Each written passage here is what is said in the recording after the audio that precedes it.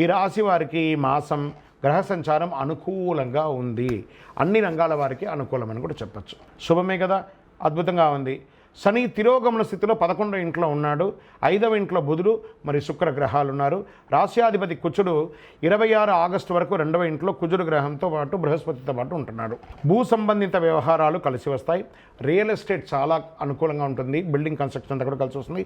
ఇంట బయట మీ మాటకు విలువ పెరుగుతుంది. మేషరాశి మిత్రులారా, గెట్ రెడీ. కుటుంబ జీవితంలో ఆనందాలు వెల్లువిస్తుంది. పరస్పరం అవగాహన పెరుగుతుంది. తీర్థయాత్రలకు వెళ్ళడం లేదా విహారయాత్రకు వెళ్ళడం జరుగుతుంది. ఆర్థిక వ్యవహారాలు మరింత పుంజుకుంటారు. ఆర్థికంగా ఈ మాసం ఒడిదుడుగులతో ఉన్న ఏదో ఒక సమయంలో మీకు అనుకూలం కలిగి అద్భుతం సృష్టిస్తారు. గతంలో పూర్తి కాని పనులన్నీ కూడాను సకాలంలో పూర్తి చేస్తారు.